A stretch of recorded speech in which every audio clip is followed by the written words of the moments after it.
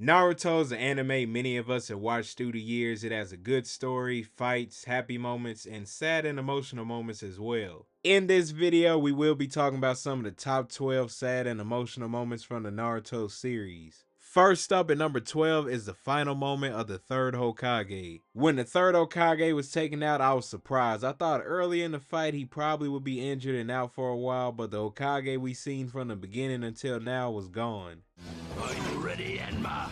And in his final moments when Orochimaru was yelling at him, he saw his former student as he was when he first met him. First time watching this, I didn't want to see this character go at all because he was a pretty cool dude from the time that we did see him. Also, in a way, after everything Orochimaru did, he still cared about him, and that made it even more sadder. At number 11, this one right here I was not expecting, and that is the loss of Neji. I remember reading this and I was like, wait, what? But actually seeing it in the anime hit 10 times harder.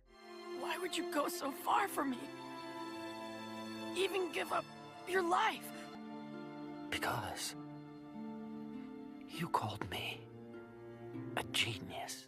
He went out protecting Naruto and Hinata. Like, when I seen that scene, I was remembering just the first time seeing his character and how rude he was at first, but after his fight with Naruto, he changed. And now he's gone. I really couldn't believe they got rid of Neji. I know they was losing people, but I didn't expect it to be him. I really wanted to see what more they could have done for that character. Number 10, Gar finding out that his mother actually loved him. His father was one of the many people brought back during the Great Ninja War, and he revealed to Gar that Gar's uncle was following his orders and that he made up what he told him back then about what his mother said.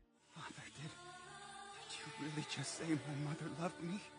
After that, the tears just started pouring out from Gar. I felt sorry for him because most of his life he thought his mother didn't love him, and it turned out that she did. And the sand that he received from his mother that he thought was bad actually turned out to be a gift from his mother. Number 9 is Asuma, another character from the beginning that was taken out. What really hurts and it gets you is when in his final moments is him talking to each of his students. Just seeing him tell each of them his last thoughts was hard to watch because we all know how much all of them cared about each other, and it was tough to see. And then the after effects of his passing, from Kurena's reaction and knowing that she's pregnant to Shikamaru crying that his teacher is gone.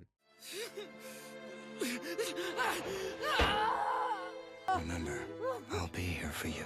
Moving along to number 8 is when Rock Lee couldn't be a shinobi. When Tsunade told Rock Lee that he wouldn't be able to be a shinobi anymore, you couldn't help but feel bad for him, and the look on his face said it all. He's physically incapable of carrying out the duties of a shinobi.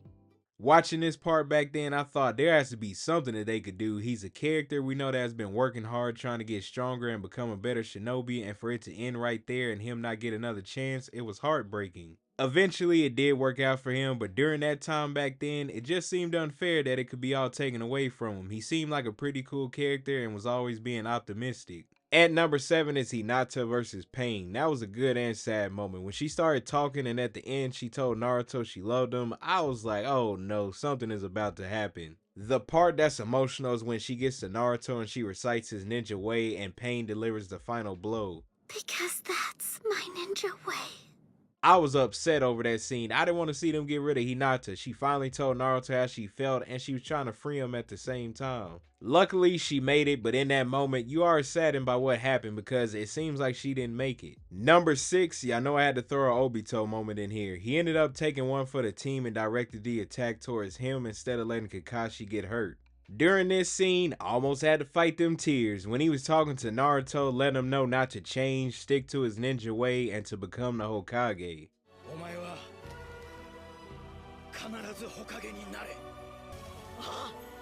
I know for a little while he was the bad guy and he did cause a lot of stuff to happen, but he changed towards the end, and what makes it even more sad was that him and Naruto were similar. He wanted to become the Hokage as well, but things turned out differently for him. But it was nice though that he did get to see Rin again in the end, so it wasn't too sad. For number 5, it's Naruto having to say goodbye to his dad. He starts to tell Minato what to tell his mom when he returns, and man, back then I probably was tearing up during this scene. I know I almost did rewatching it, but him trying to say everything before his dad left was such a great moment. Even though it was sad because he was a person who didn't have his parents growing up. We remember tuning into those episodes and it was just him until he started making friends and meeting other people. So here's his dad about to go, and I'm glad Naruto got to say everything he wanted to tell his mom, that he's basically doing good and that he's doing the best he can. Tell Mom, when you see her over there, that she doesn't have to worry about me even a bit. Tell her I'm doing my best.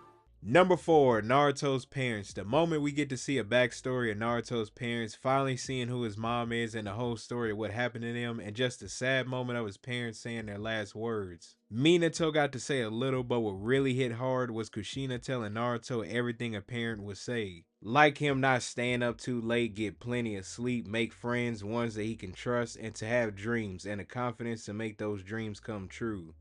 There are so many things I wish I had time to pass on to you. So much more I want to tell you. I wish I could stay with you longer. I love you. You hear the care in her voice as she speaks. This is the last time she will see her son, and the words just hurt so much more knowing that she won't be able to see him grow. I know Kushina's the one telling them the story and she's there for a limited time, but it was a heartfelt moment seeing her last moments with Naruto when I watched it. I was sad seeing how everything played out and hearing the words that his mother told him. We know what Naruto went through when he was younger without his parents. Just after all of these years, seeing his parents and that last moment of how they felt really delivered in the scene. Number 3 has to deal with Zabuza and Haku. This is early on in Naruto when Team 7 was on a mission and had to go to the Land of Waves, and them experiencing a part of what it's like to be a shinobi. The first villains the team faced were introduced in this arc, and that is Zabuza and Haku. Haku was the first to fall because he protected Zabuza. After that, when it seemed like Zabuza wasn't fazed by what happened, Naruto started giving a speech holding no words back, and you see the tears start to fall from Zabuza. In that instant, I felt sorry for him. Cut deep, deeper than any blade. It just seemed like at first he didn't care about Haku, but he did. And after that, when he took out the person who hired him, he asked Kakashi to take him near Haku, and he said his last words, and it was over. I wish I could go to where you have gone. Oh, I wish I could join you there. That was an emotional moment, a teary-eyed one. You couldn't tell me it wasn't, with the music playing and then all of them mentioning that it was snowing at that time of year. The scene was just very well put together. These characters didn't really seem that bad at the end. I mean, you could tell Haku was nice and Zabuza may have done some stuff in his past that wasn't good, but towards the end, they are still human. I like that they flipped it and made us see them in a different light and not have them just as some big bad villains until the end. Number 2, Naruto's childhood. We seen from the beginning and episodes later how Naruto was treated growing up. Seeing that, it made me feel sorry for him, like this is a kid trying to live his life. Even while going through all of that, he was still trying to get recognition from the people in the village that treated him so badly. Why don't you just go away? Go away, you freak! And then on top of that, seeing him see his friends with their parents and him not have any parents at all, it just really makes you have sympathy for him. At number 1, I'm not gonna front, I had to rewatch this moment again, and it was just as emotional as the first time I saw it, and that is the loss of Jiraiya. Jiraiya had been attacked by pain and he was almost gone, until he recalled Naruto's ninja way. He also mentioned that a student inherits his ninja way from their teacher, so he got back up one last time to write out his last message. Hearing his final words as he floated down was still surprising because this character is really about to be gone, and them ended things off with him saying, what should he name the sequel? And he called it The Tale of Naruto Uzumaki. What should I name the sequel? I wonder. Let's see. The Tale of Naruto Uzumaki. Then the scene went to Naruto jumping on different trees with Jiraiya's hand reaching to his shoulder. I was done at that point. I said, he's really gone. I was so sad at knowing that we won't see this character again. And it brought back the memories of him and Naruto when they first met, moments that we seen they had whether it was funny or serious. But y'all let me know in the comment section down below, what are some of your top Naruto sad or emotional moments? Thank you all for watching this video, and I'll see you in the next one.